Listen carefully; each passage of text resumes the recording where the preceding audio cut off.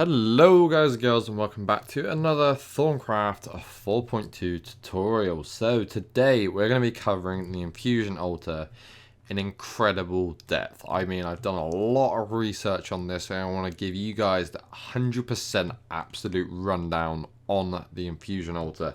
So we are into the Artifice tab now. We could have started with all of this basic artificing and stuff like that, but we will get onto that. I'm going to do that in another episode.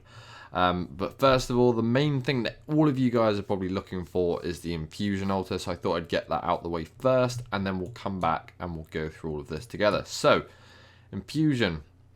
Very, very complicated stuff. There's not a lot of information in your Thaumanomicon about it. Obviously, it tells you how to make it. It tells you a couple of basic little pieces. There's loads of pages here. I'm not going to read through every single one of them.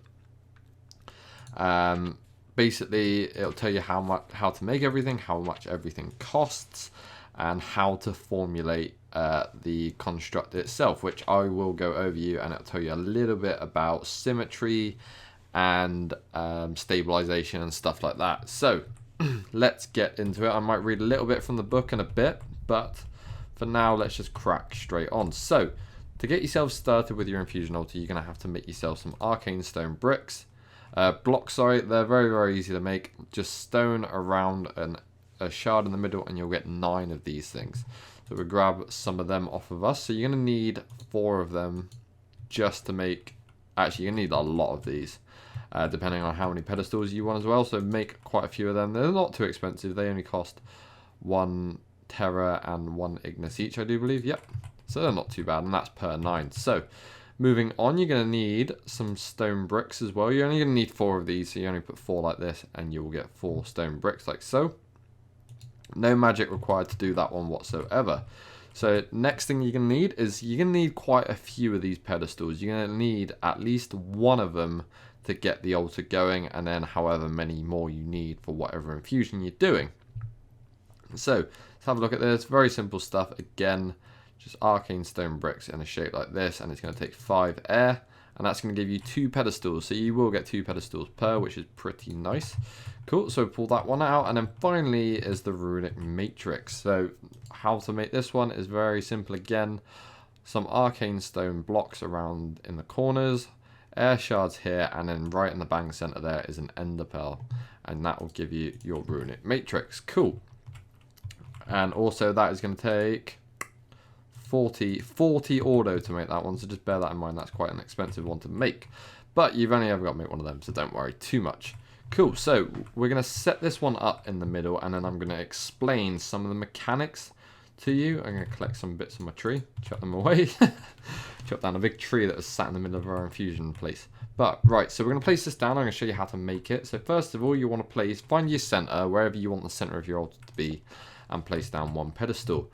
Around that, on the corners of it, you want to place your bricks, your arcane bricks, like so. And then on top of them, you want to grab your arcane stone blocks and just place that on top of your bricks. And then what you want to do is either shift click on this one. If you click, you'll place something on the pedestal, and you have to right click to take it off again. But shift and right click and you'll place it on there, and then just place your runic matrix on the top, and you can break that one in the center. So to activate this thing, it is going to cost you 25 of each of this, as you can see down here. So make sure you got enough stuff in your wand. You can even do this with a iron cat wooden wand, because that holds up to 25, so it's not all bad. So once you've got your wand all full up with all your aspects, 25 of each, right click on the runic matrix itself, and you'll get this really cool animation thing like so. Cool. So now we want to look at how you get infusions done. So to do infusions, this is basically the catalyst sort of pillar. This is where you put the main item. If you have a look in here, we'll have a browse over, and we're going to have a look at some of the infused tools. So we're going to have a look at the Sword of the Zephyr. I'm going to make this one with us today. This isn't going to be like a tutorial covering all of these tools, but this is just going to be a demonstration. So we're going to have the Thorium sword. As you can see, it's in the very middle of the recipe. If we have a look around, most things are in the middle of the recipe. So like the main things, so chest plate in the middle, thorium helmet in the middle. You do get some more complicated ones as you go along. Like if we go into Forbidden Magic, which is an add-on, I'll show you one really crazy one. Bam! Really, really crazy stuff. And dangerous instability, which I'm going to cover in a second. So, let's go on back to Artifice. So you'll see there, our middle item is going to be a Thaumium sword. Cool. There you go, Thaumium sword in the middle. Just right click on it and it will start floating on there. It won't despawn or anything, so don't worry about that. Cool. So, then if we have a look, there's all these things around the outside. And if you have a look, these things are opposites. And it's very symmetrical how it's done. So if you have a look here, we've got a greater wood log. And it's opposite an air shard. And then down here we have a diamond, which is opposite an air shard again. So make sure that when you do this, you have everything opposite. And I'll show you how we do that now. So arcane pedestals, first thing you need to know about them, they can be placed up to 8 blocks away from the runic matrix. So here's our central pillar hit point here. This central pedestal is, and we can go 8 blocks from there. So 1, 2, 3, 4, 5, 6, 7, 8. There you go. I've got them all marked out, as you can see down here. So you have up to 8 blocks away. Even on the corners, you can have it up to 8 blocks away like that. And like that. And like that. And I'll do a couple of infusions here just to show you how this all works. So we're going to place them all around the outside here real quick. Like that. And then I'm going to place some more down like so, like this, just to show you. If you have it like this, you can actually have it. Oh, we went digging apparently. Fill that back in. So yeah, even if you have it like this, you can get the opposites and get it in a stable infusion. Cool. So like I said, we need to have, let's grab some of that out and some of that out there. We need some diamonds. Cool. So we've got our sword in the middle, and now we want to start infusing it. And we want to make the sword of the Zephyr. So let's have a look. We're going to place down our diamond here, and opposite that, if you remember looking in the book, we've got a diamond. Whoops. Got a diamond here. Opposite is an air shard. So we're going to come all the way over here with our air shard, like so. And then if you have a look again, we've got a great wood log over here. So what we're going to do is we're going to take our great wood log and place it over here. So air shard there, diamond there, and then we had a great log there, and then we're going to place the other thing over here. Doesn't matter too much if it's like not exactly the same as the diagram, as long as they are directly symmetrical to each other. So this is, say this is 0.00, and this will be on 0 plus 12, and then this will be on the axis 0 minus 12, and then this would be on plus 12 minus plus 12 0, and this will be on minus 12 plus 0. So as long as they're opposite like that, like direct opposites, you'll be fine. Cool. So then all you have to do is, right, so the next part we've got to do is, as you'll see down here, it's going to say you need air, motus, and potentia. So you're going to have Essentia nearby for this to draw out of. And the only way it can do this in vanilla Thaumcraft is through watered jars. So if you're not sure how to do watered jars and fill them up, let me just give you a quick rundown of that. So come into alchemy. Essentia distillation is the place you want to go, and this is how you break down all your Essentia and place it into jars like so. I've got a video on it. If you're unsure, go watch basic alchemy, which I'll leave a link to down in the description, so you can go check it out and make sure that you're doing this right. So once you got yourself all your Essentia, as you can see down in the book, it'll tell you exactly how much it needs of what, even hovering over it. So we need 8 air, 8 motus, and 8 potentia. So we've got some motus here, we've got potentia there, and we've got some air there. We've got about 56 in each of these jars. I did an infusion to test it myself, and it does work. So these jars can be up to 12 blocks away from the matrix itself. So if you see here, we've got 1, 2, 3, 4, 5, 6, 7, 8, 9, 10, 11, 12. And this is all on the purple line we're drawing this from. And I did a little diagram up here if it makes it a little bit easier for you guys to see. This is also the range for stability. So you have to place things in the middle to get your altar stable. This is the range in what to do it from. So you got 5 up. I think this is a little bit different for the watered jars. I think you can actually no. I think it's the same. I think it's pretty much the same for the watered jars. Sorry. So it's 5 up from the matrix. Matrix is your center point. So 1, 2, 3, 4, 5 up is the range, and then 12 out from the side of it, and you can go up to 10 down from it as well. So you've got quite a lot of play there to make your altars stable and to put your warded jars in, as long as it can have access to this. Like, if you're blocking, if it blocks the bubbles at all, it will stop them from getting to the altar, so bear that in mind as well. I don't think you can pull through things. So let's have a quick look at this. So we got the jars around here, and we'll cover stability in a minute. I just want to show you the rest of this. So we've got our jars in, and just to prove that it will pull from 12, I've put them all on the purple ribbon. I've put all of the things on the maximum of 8 here, and we're going to go like that. If it didn't work, it would. If it wasn't within range, it wouldn't have started itself. So as you can see here, nothing is going bad at the minute because we've got everything quite symmetrical. And as you can see, it's pulling all of its stuff out into its altar and infusing the tool within the middle. There you go, and it's pulling things in for you now. So once you've got your recipe all set out, you've got all your Essentia around the sides, just right click your matrix with your wand, and there we go. It has infused yourself a Sword of the Zephyr. Obviously, the infusion recipes are different for everything else. But yeah, so that's pretty much how you do infusion. It's very, very simple to get, but the mechanics are a little bit because there's not a lot of information about them, which is what I'm trying to put into this video for you. Cool. So as you can see, it even took from this corner, which is like miles away from this thing, but it still reaches. So that is your limitation. Don't go past that, otherwise it won't work.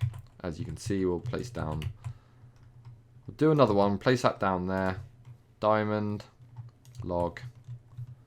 Now that's one more away. It shouldn't work. I'll be surprised if it does. Yeah, see, it won't work because I put that one away and it's not going to go any further than that. And we don't have a sword in the middle. Yeah, there you go. Sword's in the middle and it still won't work because that is one too far away from there. If we were to put it there, it would work. See? Now if we just pull that off. No bad effects. Thank God for that. Right, so we're going to place that back down on there. We're going to grab all of our bits and pieces off again. And I'm going to show you how to do it in this format as well. And just show you kind of how it works and try and explain the symmetry thing a little bit better to you. So, say we have a diamond there.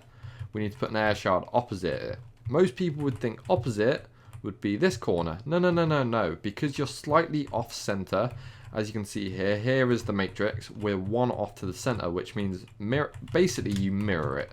So what we've got there is we go out. Here's the matrix. 1, 2, 3, 4, 5. And then left. So then we go 1, 2, 3, 4. 1, 2, 3, 4 and left.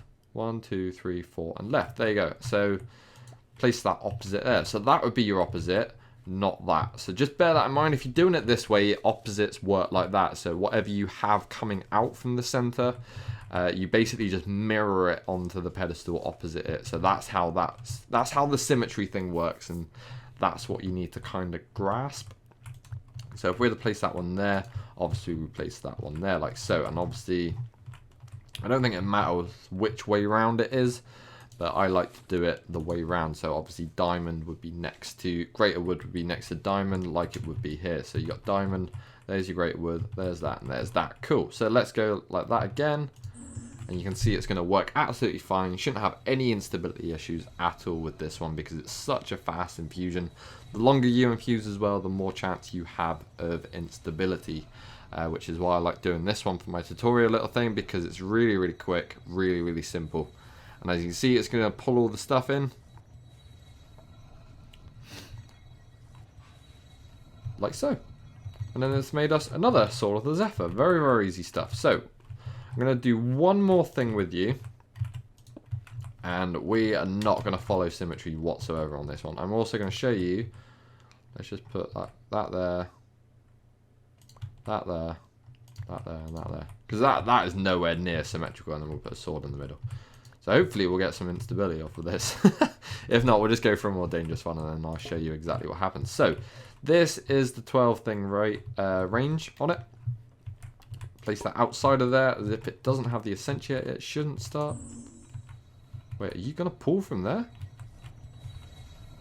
No, it's going to cause flux though. I can tell it will cause flux. Yeah, see, it's not getting the 8 there. And it's just going to be like, well, no, we're not going to work. So you need to have this in there. Otherwise, it's not going to pull. There you go, now it's pulling. So there you go, that just proves the radius thing for you. But I don't think we're going to get that much instability off of this because of how easy it is. No, we didn't get really much instability off of that one. But if we left it running without it pulling stuff in, it would start like blowing things up and stuff. See if we can grab a harder one for you. Because I kind of want to show you what happens with bad instability. Negligible, minor, moderate. Ah, we can do that one. Let's quickly grab some bits and pieces and I'll be right back with that one and we'll try a moderate instability thing. Hello guys and welcome back. So I went and got the whole moderate instability thing. We put all these here. None of them are symmetrical. We got the essence there and we're going to do the magical hand mirror. So this is moderate. Nothing is symmetrical. Everything should screw up. Basically. Is it going to pull stuff? Yeah, it's going to pull stuff. Let's hopefully it knocks some stuff off and gives us some bad effects. Go into game mode 0 because that normally screws it up. There you go, it's spitting things off. We're getting some flux gas and stuff like that out. Not good, not good. So let's shove some more of that on there. So we can replace it. It's basically you got to keep taking it up and replacing it.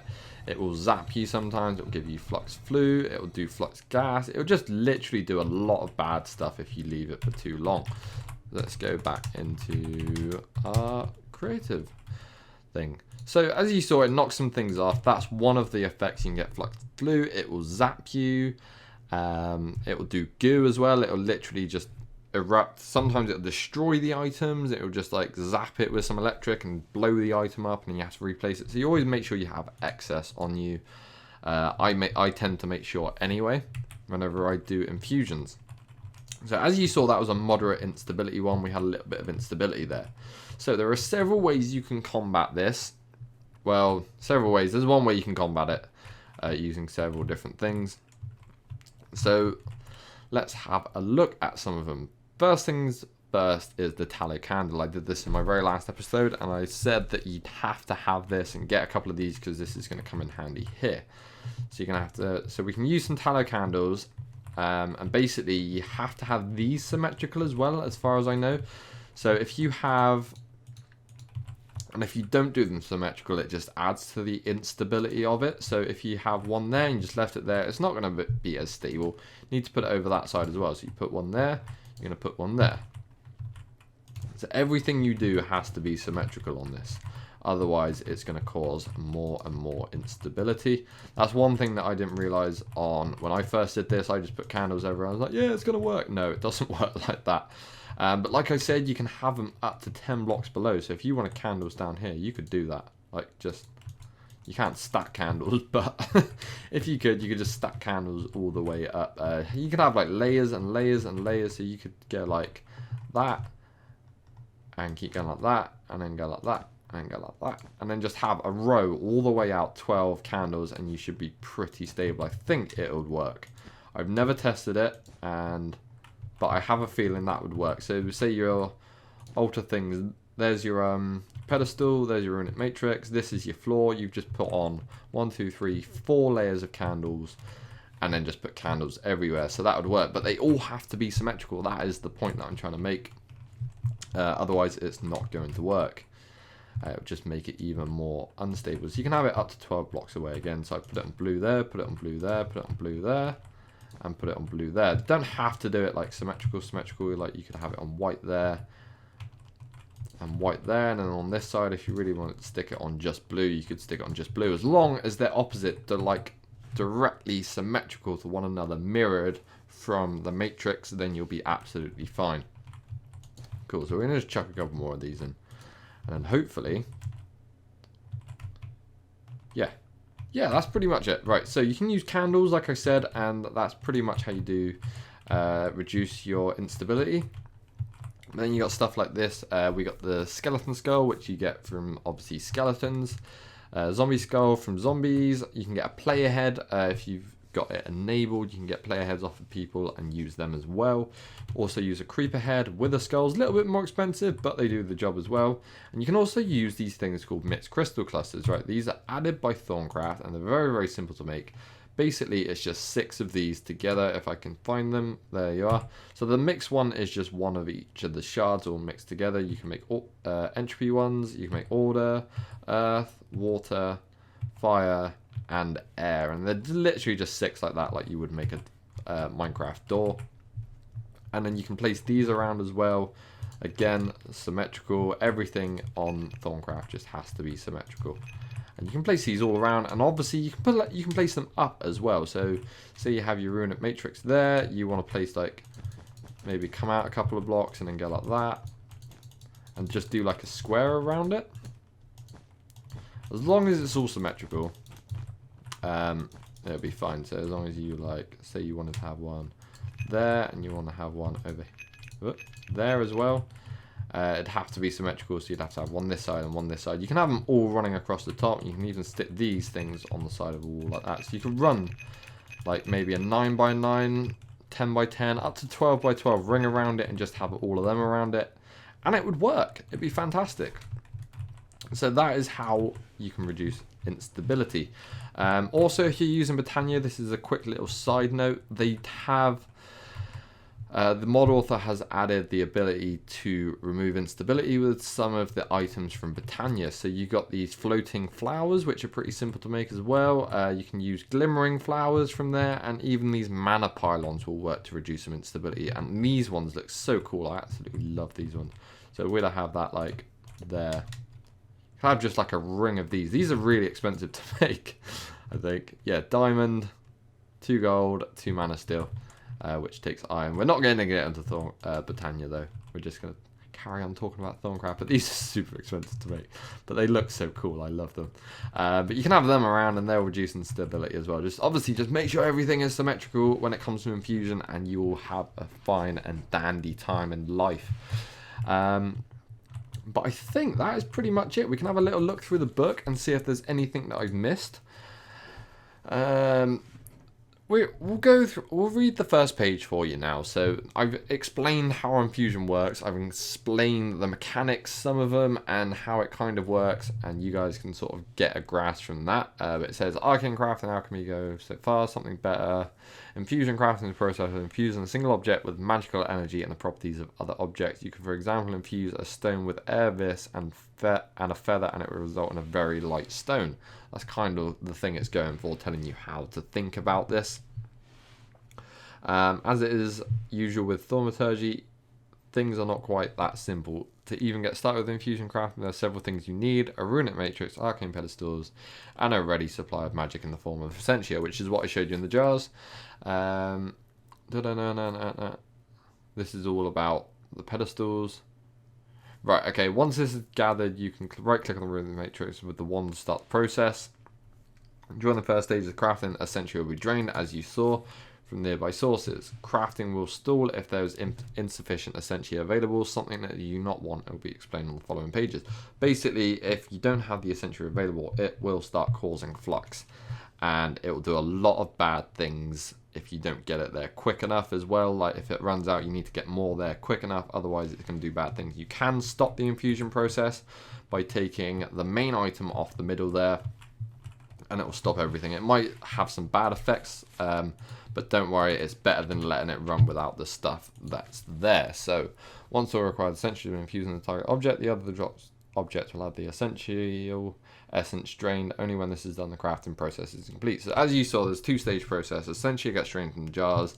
Items, the Essentia from the items gets sucked in, and it destroys the items, and it all gets infused together into one big beautiful thing. So infusion crafting is not without risk. The entire process involves forcing vast energies into a single object. Unpredictable things tend to happen. Usually one of the fusion objects gets knocked off a pedestal or flux gets generated, but more catastrophic events are not unheard of. The longer crafting continues due to unresolved problems like lack of vis or dropped items, the greater the chance of something bad happening. These effects can be reduced by various means. Firstly, you wish to keep the entire fusion structure as symmetrical as possible. Take careful note of where you place pedestals and make sure they are balanced out with other pedestals on the opposite side of the altar. When placing fusion items into then you may wish to keep them balanced as well. Lastly, you can pile occult paraphernalia around the altar in symmetrical formations, things like candles, skulls, crystals, etc. These have the effect of reduced instability. So not only do your items need to be symmetrical when you're doing it, but any pedestals you place down have to be symmetrical during the process. So that doesn't even count in the process, that one there. But if you just have pedestals everywhere and none of them were symmetrical, and you just like, no, I'm gonna have pedestals everywhere, that would affect the stability of this thing. So just bear that in mind as well. So I think that is I covered the rest of it with the whole skulls and candles. That one was meant to be there. I covered everything with skulls, candles, crystal shards, all of that stuff, stability and symmetry. Symmetry is the big point on this. Just go symmetrical, you can't go wrong. But that is going to be it for today's video. So please let me know if you found this helpful. I know it might have been a bit long, but it was like a true in-depth sort of video on Infusion Altar, and that's what I wanted to do. So there's no confusion. You guys know everything now about the height range, like the limitation ranges and stuff like that. And hopefully that's going to help everyone out. That's the main thing that I want to do, is help all of you guys out with that before we start getting into any of the other stuff. So thank you guys very much for watching. Like the video if you found it useful and helpful and all of that good stuff. Subscribe if you want to see more tutorials. Do Thaumcraft ones every single day. Pretty much anyway. And have yourselves a very fantastic day. I'll see all of your beautiful faces in the next video. Goodbye.